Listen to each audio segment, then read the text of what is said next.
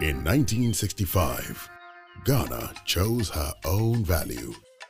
From cowries and pounds, the city was born. Our pride in our own hands. It flowed through markets. Advices. Ghana damuase. Adia yehuni. Yanen kanchraw.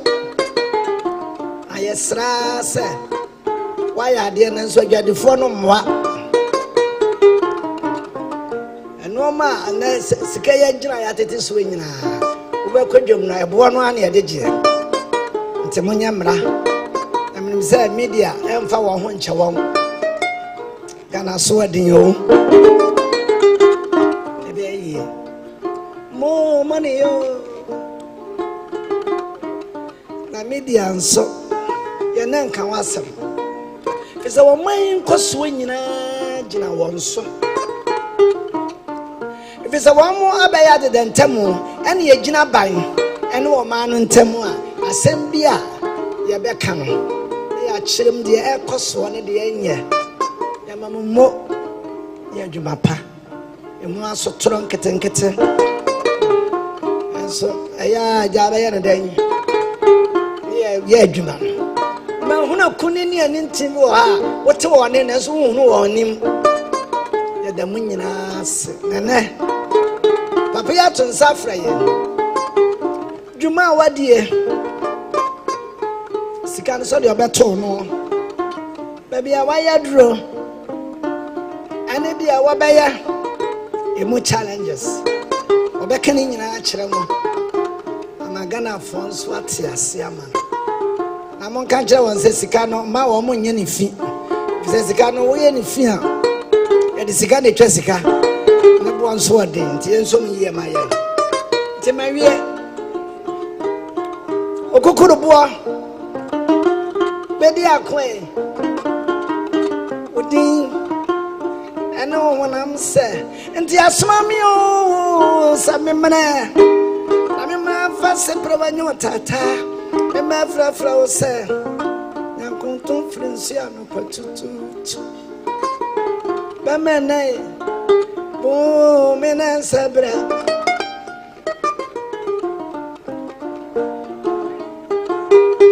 ton safra sagana nyina betia wo yenu anum sankrafo enso aya krado ya ye din sa no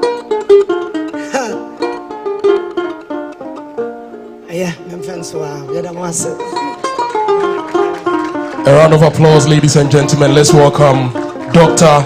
Johnson Pandit Esiama, the governor of the Bank of Ghana. Please let's rise as he gets to the podium.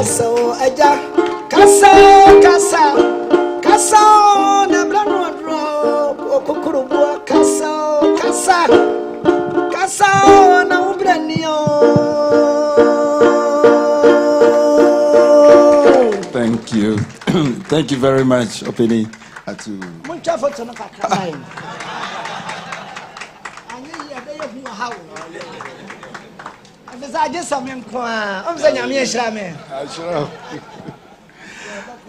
Okay, please take your seats. I hope you are enjoying this get together. It's a very special one for me. But before I begin, may I ask you to help me observe a minute silence in honor of one of yourselves, a member of the media whom we lost about 2 weeks ago. He was buried last weekend, Mr. Elom Desewu. I'm sure some of you know him.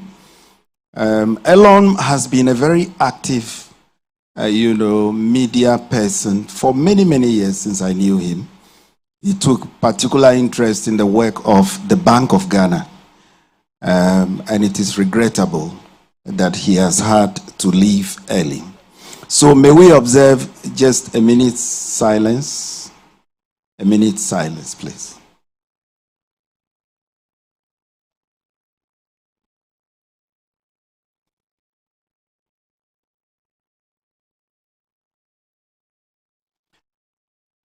May his soul rest in perfect peace. Thank you.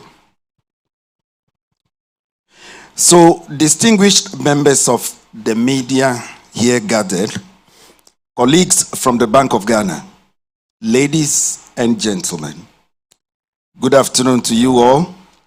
And let me begin by wishing you a happy New Year. This annual engagement with the media has become an important tradition for the Bank of Ghana. It offers an opportunity not only to reflect on the year that has just ended, but also to situate our work within the broader national conversation. As this is my first New Year media engagement as governor, I value the opportunity to speak with you directly and to set the tone for how we will continue to engage going forward. Now, let me be frank. The year 2025 was not an easy one. It required difficult judgments. It required careful sequencing of policy actions, and it required sustained discipline across institutions. 2025 was a year of adjustment. Adjustment for the economy, for markets, and for households. And indeed, there were many of these. We've had to pass some new laws. We have amended some. We had to introduce new guidelines for the markets. We have broadened the frontiers for financial intermediation, all within 1 year. So through it all, the media, that is yourselves, you've played an essential role in helping Ghanaians to understand what was happening and why certain difficult choices were being made and what those choices were intended to achieve. And for playing that role throughout last year, I say thank you. Now, on the role of the media in a period of adjustment, Dr. Zakaria has spoken at length on these, but permit me to just run through a few points. A free, independent, and responsible media is a cornerstone of democratic governance. In the context of a central bank, your role is particularly important. Monetary and financial policy decisions are often complex. And yes, they are complex. Their effects are often indirect, and their benefits are rarely immediate, what we call policy lags. The way these decisions are explained, the way they are contextualized, and the way they are reported can therefore influence expectations, it can influence confidence, and it can influence behavior across the economy. Scrutiny is not only legitimate, it is necessary. Constructive questioning strengthens institutions and it improves public understanding. At the same time, we all recognize that economic information carries weight. In periods of adjustment, incomplete or poorly contextualized reporting can unintentionally heighten uncertainty or undermine confidence, with real consequences for households and businesses. Our expectation as a central bank, therefore, is not compliance, but responsibility, i.e., accuracy, balance, and context. Our commitment, in return, is openness, engagement, and respect for your constitutional role. That balance, my friends, is essential. And it is essential to financial stability and to public trust. So now let me tell you a few things about how we think about policy at the Bank of Ghana. First, our decisions are data-driven and forward-looking. We do not respond to pressure. We do not respond to speculation, and we do not respond to sentiment. We respond to evidence. We respond to risks, and we respond to the medium-term outlook for price and financial stability. Second, we prioritize stability over speed. In rebuilding credibility and restoring order, quick fixes in many cases are really durable. Our focus has been on policies that can be sustained even when they are uncomfortable in the short term. Third, we operate an institution not as individuals. Central banking is collective. It is disciplined work, and decisions are taken through established frameworks, informed by analysis, debates, and yes, we do have lots of debates in-house, as well as professional judgment. These principles, colleagues, guided our actions in 2025, and these same principles will continue to guide us in this year, 2026.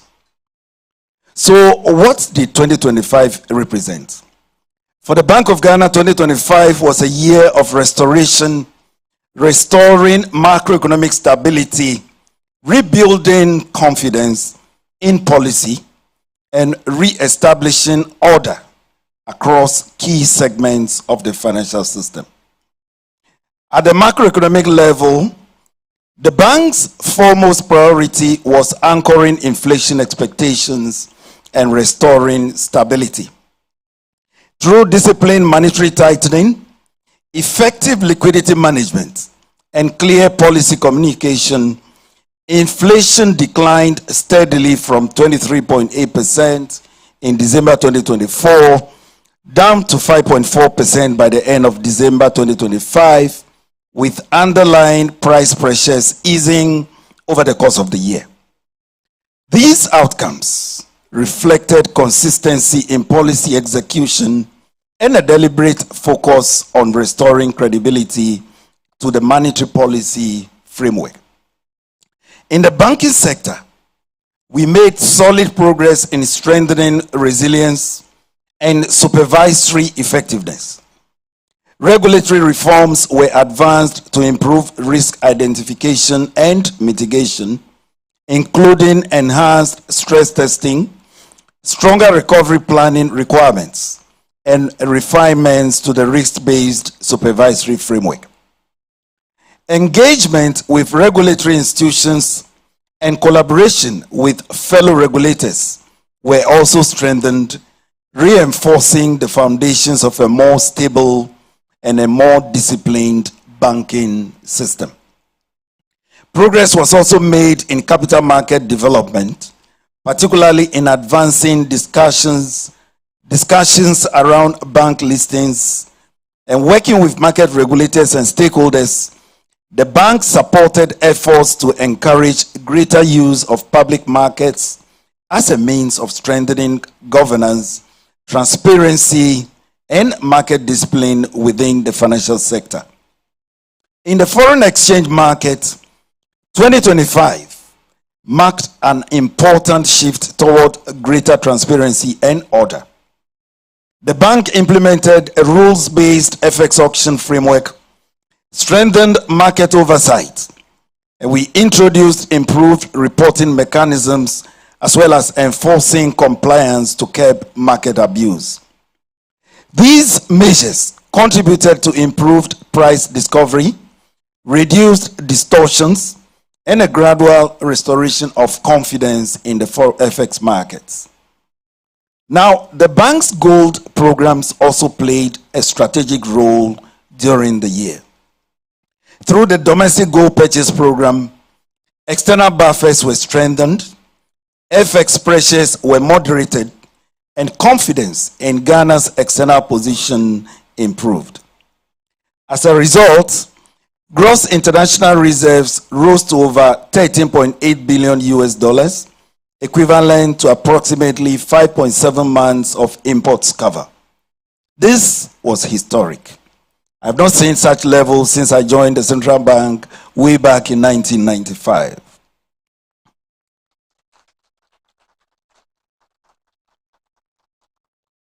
Now, while these programs involved costs, they delivered tangible stability benefits and should be understood as strategic interventions that were undertaken in support of macroeconomic and external resilience. On the legislative front, significant institutional reforms were secured. Parliament passed the Bank of Ghana Amendment Bill 2025, strengthening central bank independence, enhancing accountability, and reinforcing safeguards around central bank financing of government. And that piece of new legislation is an important one. If we had that in 2022, maybe, just maybe, we wouldn't have had haircuts. We would have been compelled probably to seek help from the IMF more timely. And today the result would have been different. And so with those amendments, we believe that we are better positioned going forward. These reforms represent an important step in aligning Ghana's central banking framework with international best practice. In payments and digital finance also, notable progress was recorded in strengthening infrastructure and system resilience. Through GIPS, GIPS, by the way, is one of our subsidiaries. Through GIPS, payment systems were modernized, instant payment capabilities expanded, and interoperability across platforms improved. Then the passage of the Virtual Asset Services Bill, which has now been passed into law, also marked an important milestone, laying the foundation for a regulated and orderly approach to emerging digital asset activities. So taken together, these efforts helped restore macroeconomic stability, improve coordination between monetary and fiscal authorities, and place the economy on a firmer footing. The gains were hard-won and achieved through discipline, restraint, and institutional effort. They carry with them a responsibility to protect stability, to act with humility, and to remain faithful to the public trust placed in the Bank of Ghana. So what is the direction of travel for 2026? Friends, with stability restored now, 2026 is about consolidation and discipline. The bank's focus this year is to embed the reforms of the past period into routine practice and ensure that stability translates into durable confidence, effective intermediation, and predictable markets. Monetary policy will remain measured and forward-looking, anchored on price stability and supported by clear signaling and consistent liquidity management. The objective is not to surprise markets, but to reinforce credibility through continuity. In the financial sector, supervisory attention will shift further toward prevention rather than cure. Greater emphasis will be placed on governance, on the quality of governance, capital and liquidity planning, and early risk identification, ensuring that vulnerabilities are addressed before they threaten stability. In the financial markets, the priority is consolidation in 2026. Recent reforms will be deepened to support orderly price discovery, disciplined market conduct, and improved confidence across the foreign exchange and money markets.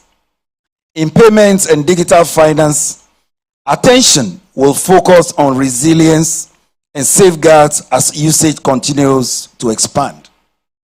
Oversight will be strengthened to ensure consumer protection, sound governance, and system reliability, while innovation proceeds within clear regulatory boundaries.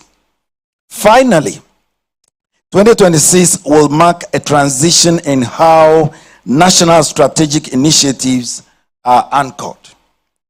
Programs introduced during the period of adjustment, including those related to gold, will move toward more sustainable institutional and fiscal arrangements, ensuring shared responsibility and long-term viability. Across all areas, the emphasis this year is quality over quantity.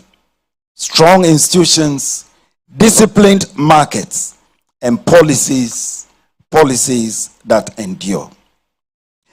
My friends, it is important to remember that behind every policy decision are real people. Real people, we are talking about households that are managing rising costs. We're talking about businesses that are navigating uncertainty. And we're talking about workers that are concerned about jobs and also concerned about their incomes.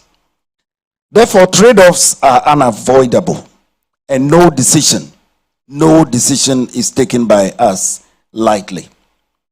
Our responsibility is to act in the long term public interest, even when the short-term choices are difficult. Trust in a central bank is built not by promises, but by consistency, by transparency, and by integrity over time. So how do we strengthen our partnership as we look ahead? My friends, as we look into 2026 and beyond, we are committed to deepening our collaboration with you, the media. We will expand our media training programs, and I'm sure you are aware of these. And we will introduce a dedicated forum for editors, for producers, for presenters, and the many behind-the-scenes professionals whose work shapes the news and content that we consume, even though they may not appear on the visible or audible stages alongside our regular press call. In addition, we will launch an internal recognition initiative. We are calling it the Governor's Economic and Financial Story of the Year.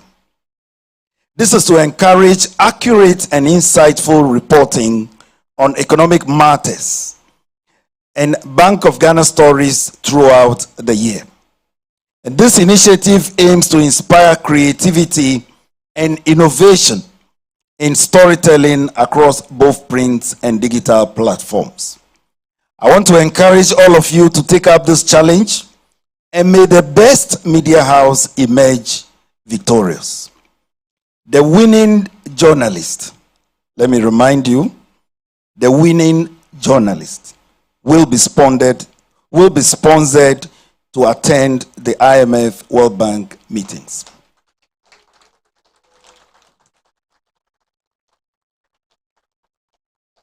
So through our communications department, the bank will continue to engage proactively on all media-related matters, ensuring that our friends in the press feel welcomed, that they feel supported, and that they are confident whenever called upon to help us share our messages with the public. My friends, as we gather today, let us enjoy this occasion and create lasting memories together. I sincerely thank you for your partnership with the Bank of Ghana over the past year, and your steadfast dedication, and above all, your service to our great country. I eagerly look forward to building even stronger bonds with you in 2026 and beyond. Thank you for your attention. A round of applause for the governor, ladies and gentlemen.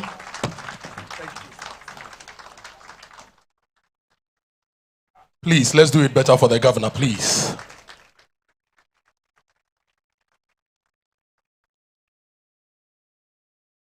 Thank you so much, Dr. Esiama. And Maria, please join me.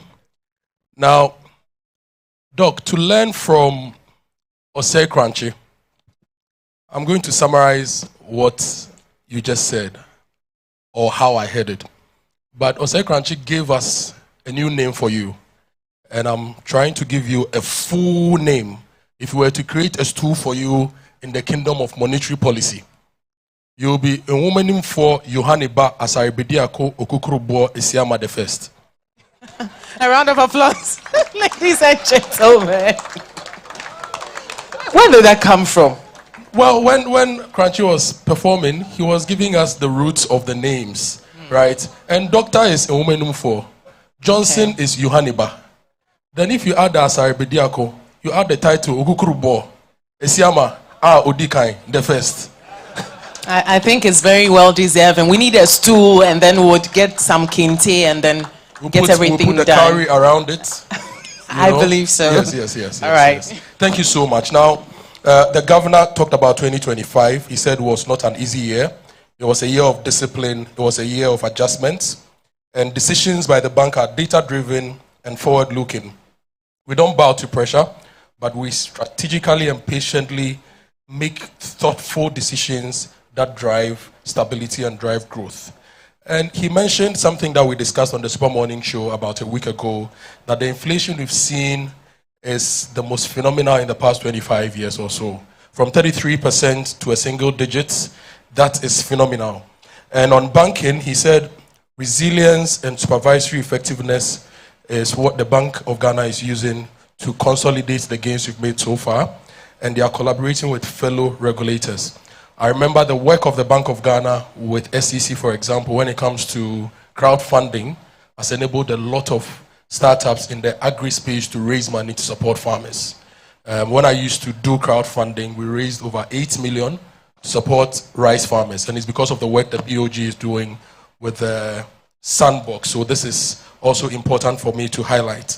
And then he mentioned gold. Now I've tried to summarize 2026, and the acronym I have written is PARTNER. The part is for the bank, the NA is for the media. On the bank's part, we are going to protect the stability. We are going to act with discipline and diligence. We remain faithful to the well-being of the people of Ghana and the economy, and we will prioritize consolidation. And so the T part is we will transition into further growth by institutional strengthening. So that is the part. Now this is the part for the media. New partnerships and opportunities. Expand media training and resource the media. And the winner from the competition is going to be taken to the IMF and the World Bank meeting. So it's a year of a partner. Can we have the media respond to those two? Yes. We agree, don't we? Okay. We agree, don't we? We do. Thank you so much, Governor.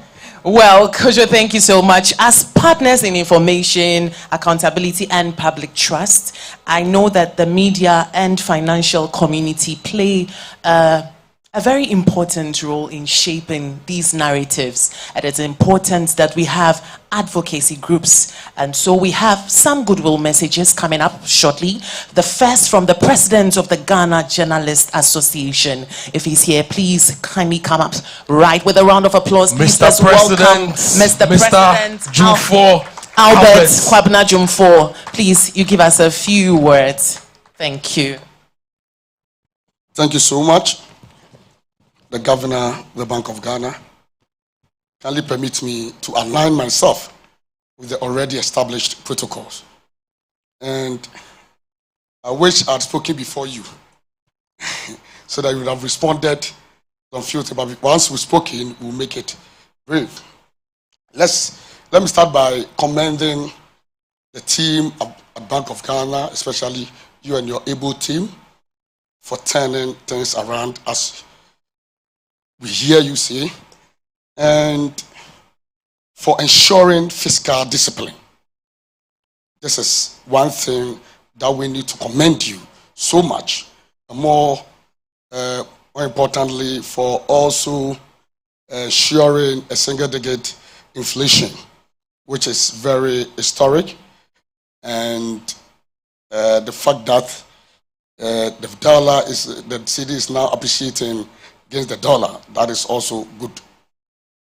We are very much aware of the obstacles that sometimes hinders the progress, especially from the part of the media, in terms of the misinformation, disinformation, and malinformation. That I believe that we can cure this.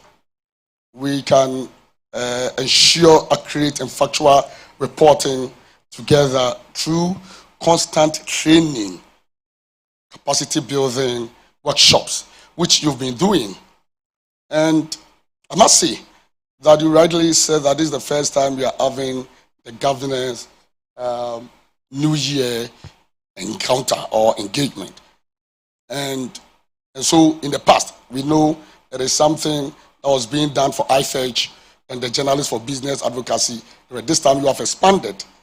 You've widened the tentacles, and we have the movers and shakers here.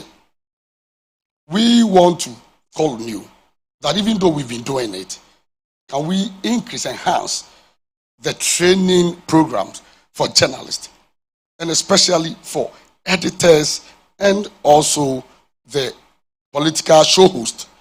Most of the time, you target the financial and business reporters. Let's go beyond that, because we need to be informed to be able to inform. As the link or the bridge between the citizens and the government and your institution, there's the need for us to understand the policy framework, what you do. When we even say fiscal and physical, people do not even know the difference. The technical words, to understand it, to break it down to the ordinary Ghanaians, because we control the heart, the minds of the people. And also from our side, we will also need you to at least form a rapid response team like the hospitals does. Because before a journalist puts something out there, should be able to fact check. And in fact checking, we should have what? Easily what? We should be easily accessible. If we are able to connect or get you, I believe that will minimize or mitigate some of this misinformation. But if we find it difficult, it becomes challenging in assessing anybody or reaching anybody from the Bank of Ghana to ensure that at least we fact check whatever information we have. It will continue to remain, because I know that there is one menace that we need to cure. And we have to collaborate. I know we have found journalists, find senior colleagues here who can help in doing that, so that we can reach out and get the needed clarification and fact check most of the information we have before we put out there. Again, let me also commend you and your team. Thank you profusely on behalf of the GJ and the media for all the support you've been giving us over the years. Last year, you did wonderfully well, and we are most grateful. We believe that we will continue to support the growth of the media. You will continue to contribute to what? To the growth of the media in diverse ways. Because as journalists, all we need is that let's constantly engage. What we need is the education, the sensitization, this engagement. I believe I was told that this platform is not meant to address some issues. I'm aware that some of my colleagues, or most of our colleagues here, have some lingering questions. They have lingering issues. More issues they would have brought to the attention of the governors and then the management. But for this one, we'll let it slide. We hope you'll be waiting for the more engaging one, where we can put before you some concerns, some observations, so that we can speak to them. So together, we can what? We can build a formidable Bank of Ghana. We can rely on us. We can count on the media any day, any time, to ensure that what professionally we discharge our duty to support the growth of the bank. Thank you so much, and God bless you.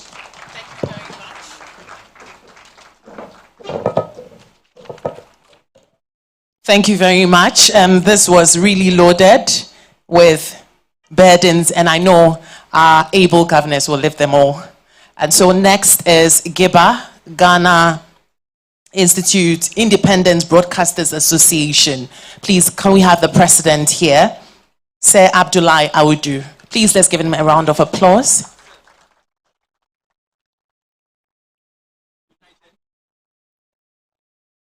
Okay, right. Should I use this?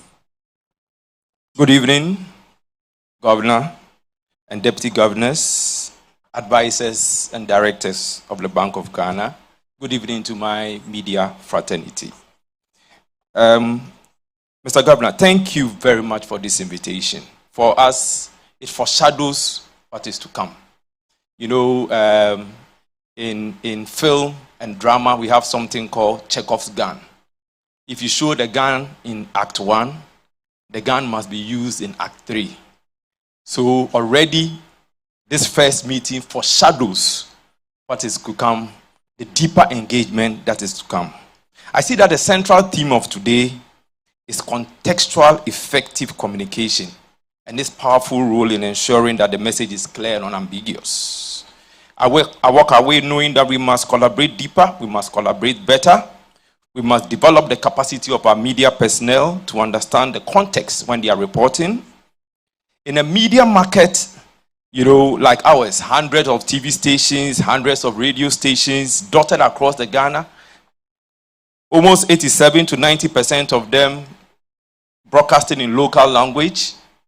This is a Herculean task if we want to begin to let people understand the context and how they communicate issues around the bank. So engagements must be decentralized across the country. Capacity building, we must try and decentralize that. We must work together to build the capacity of people. And we know that the Bank of Ghana will be very interested in working with us at GIBA to build capacity across the country because people are consuming media in every nook and cranny from little stations, and those people are not seated here today. I know the big guys are here. They report on some national platforms, but people consume their news on local radio stations, community radio stations, local language stations, that we must find a way of building the capacity of those people in how they report about financial matters. We thank you very much for your invitation, and we'll continue the engagement to build a more stronger relationship. Thank you very much. Thank you very much, sir. Thank you. Thank you so much for your thoughtful message. Next up is Primpag. Please, can we give it up for Mr. David Sichofet Temaklo?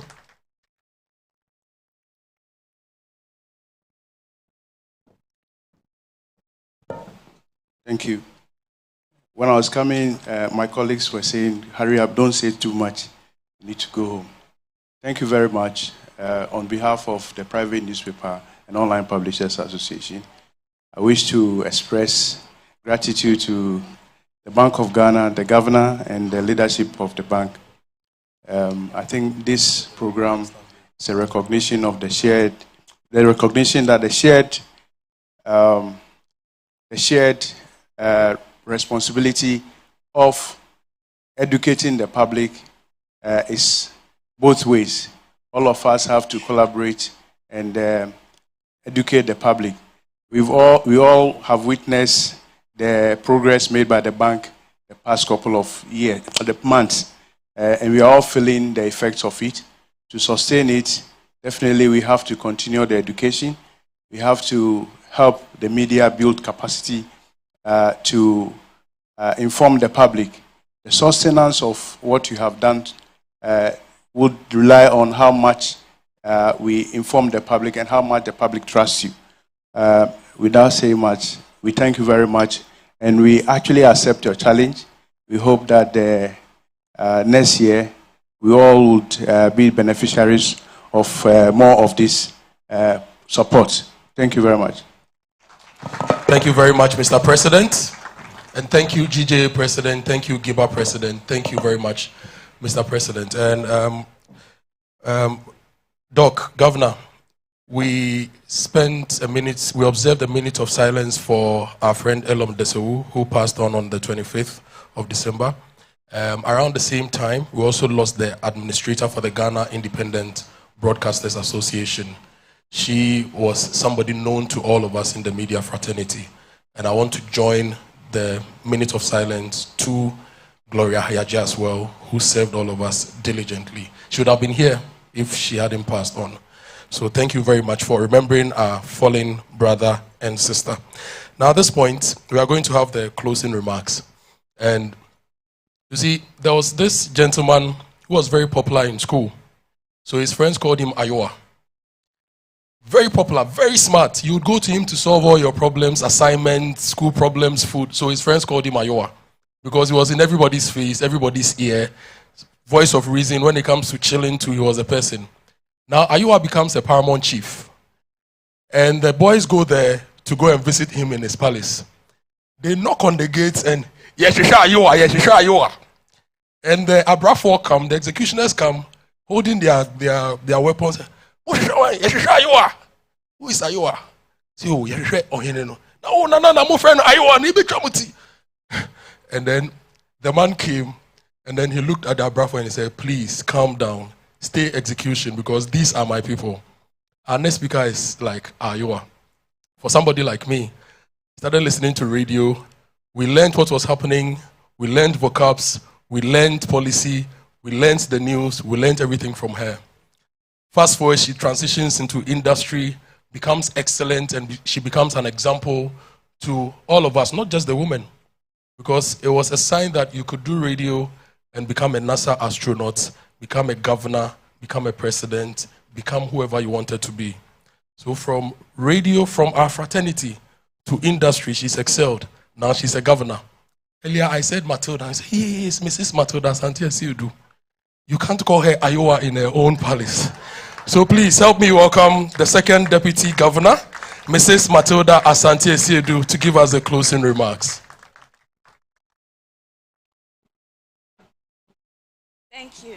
Thank you very much. Also known as Ayoa in this case. The governor, our advisors, friends from the media, it's a great delight to see you here. Let me, on behalf of the governor and the management of the Bank of Ghana, say a very big thank you for coming.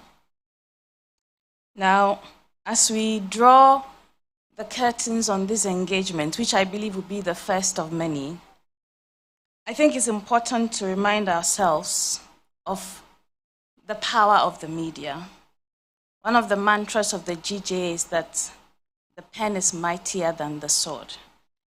Permit me to use a quote, and this is a quotation from Malcolm X, and I'm just going to paraphrase. And he says that the media is the most powerful entity on earth. They have the power to make the innocent guilty and to make the guilty innocent. And why is that the case? It's because the media controls the hearts and minds of the masses. And so this engagement is intended to enable us communicate, to enable us explore, to enable us share ideas. And I was delighted when the GJA president spoke.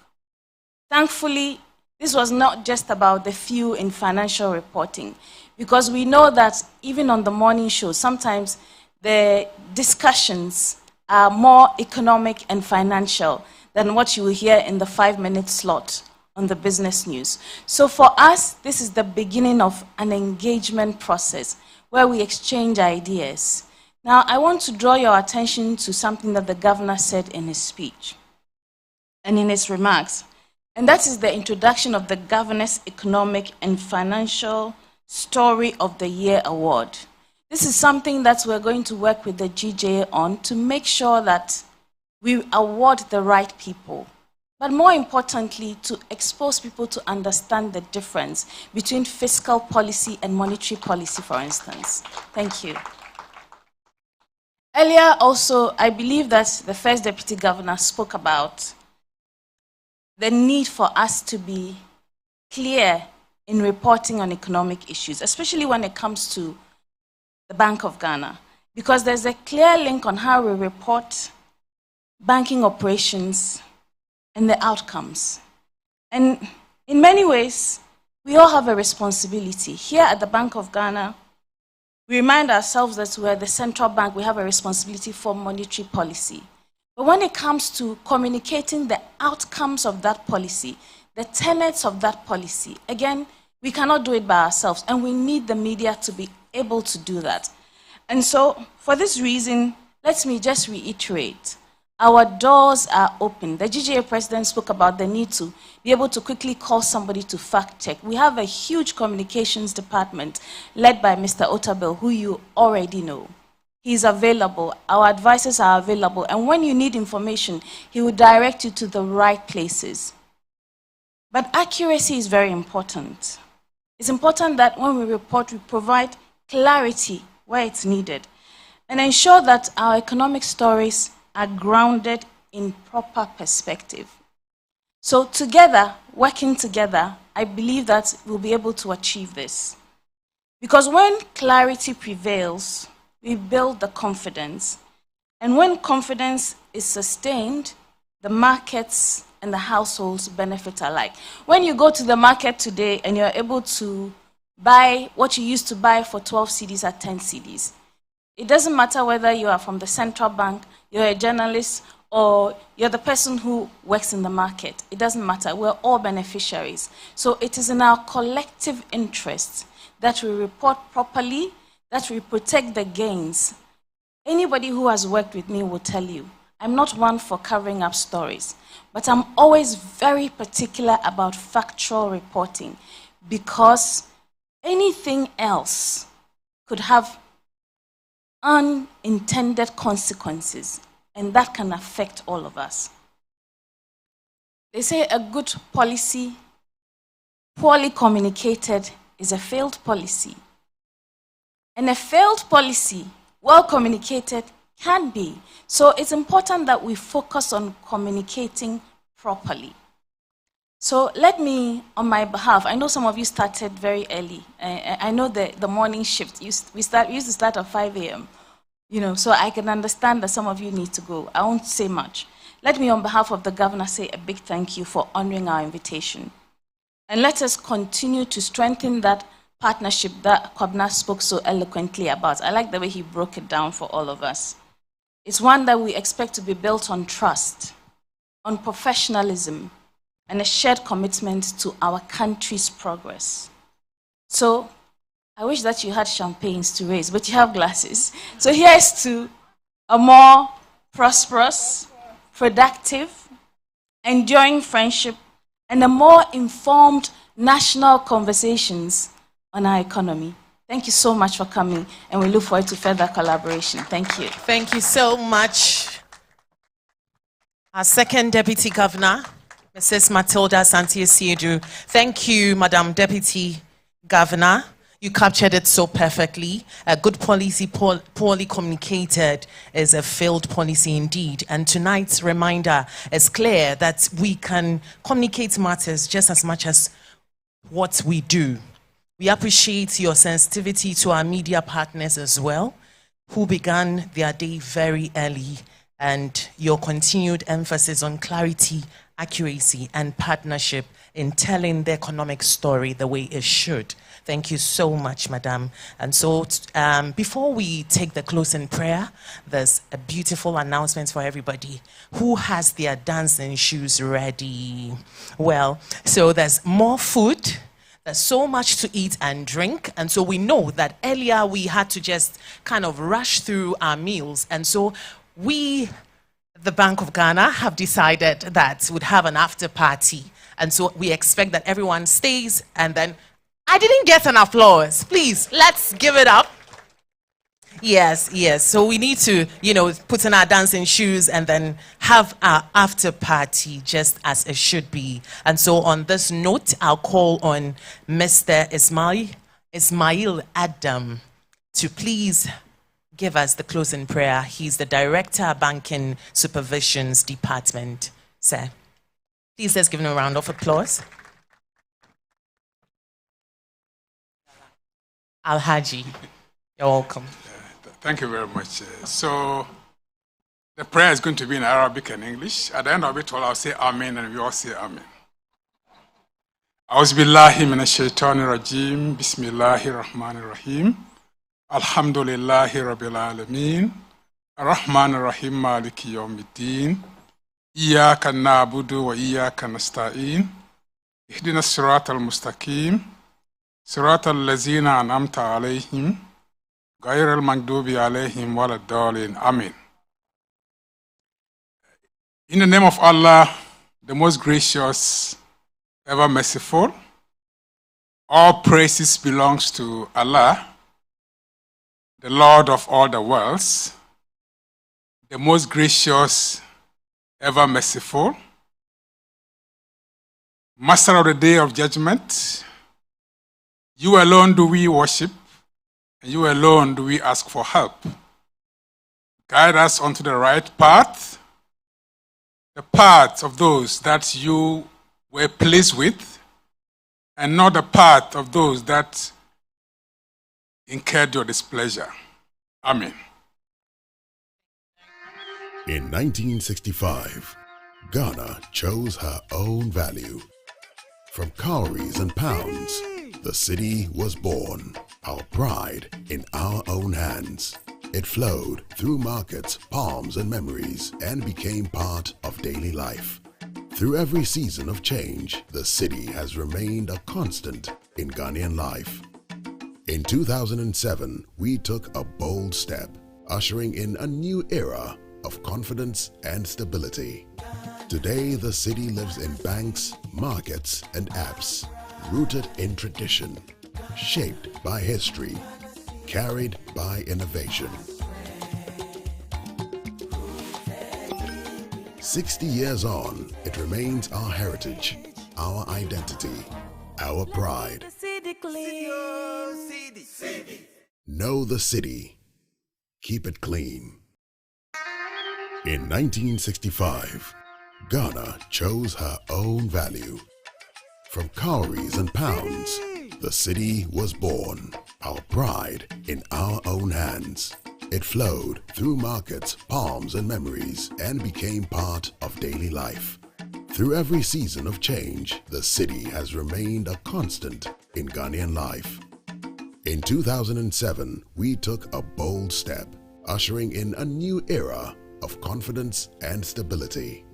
Today, the city lives in banks, markets, and apps, rooted in tradition, shaped by history, carried by innovation.